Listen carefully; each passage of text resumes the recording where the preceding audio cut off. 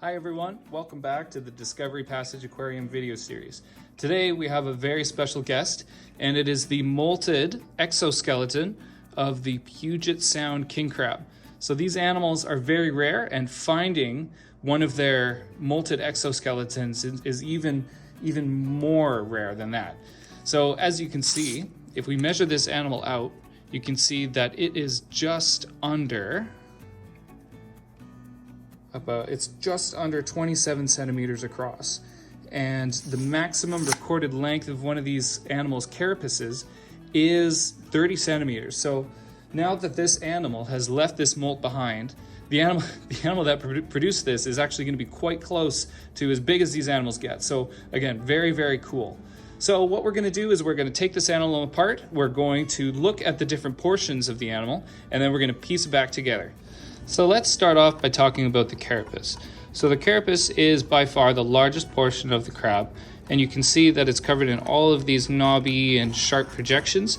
These deter things like sea anemones from growing on their back, because that's super inconvenient. Some crabs do appreciate that kind of thing, but not these guys. So you can see that sometimes there is algae that grows on their backs, and this does help them camouflage when they're living in shallower water. So if we look at the face of this crab, you can see it's a little bit confusing. So up top we have the eyeballs, these are called the antennuals, these spiny mustache-like projections. These small things here, those are the actual antennae, and then these are the maxillipeds, and those help manipulate food before passing it on to the mandibles. The mandibles are these really sharp calcareous teeth, and these help gnash up food before passing it on to the mouth, just like our teeth. So moving on to the most impressive portion of the crab, we have the claws. So the two claws are actually quite distinct. So this claw, the left claw, is called the crushing claw because it has these knobby teeth-like projections that they're used for grabbing on and crushing things like shells and sea urchins. So the other claw here, this is the cutting claw. So this claw comes in handy for cutting up sea stars, which is one of their favorite foods as well.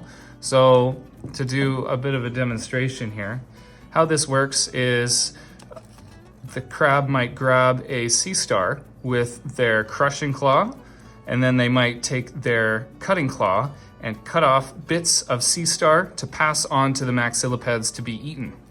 Moving on to the legs of the Puget Sound King Crab, they only have 3 pairs of walking legs.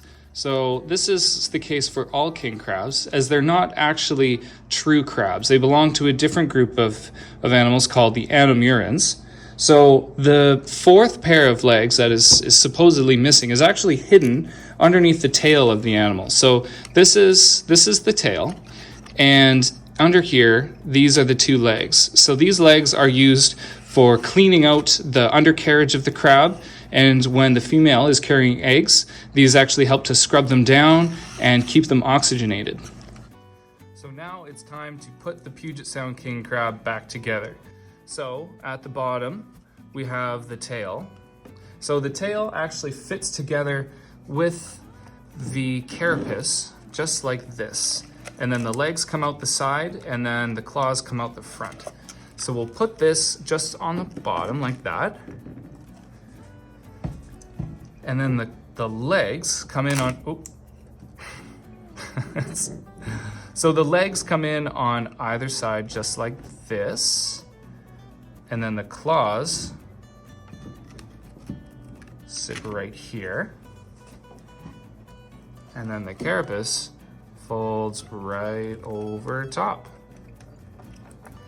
And there you have it, folks. That is a adult Puget Sound King Crab in all its glory. So thanks for watching. If you want to see this king crab in person, then we'll have it on display at the Discovery Passage Aquarium all season when we get the chance to open. So until then, we have our online video series on different animals that we have in the aquarium. So head over to our website and check those out. Until then, we'll see you next time.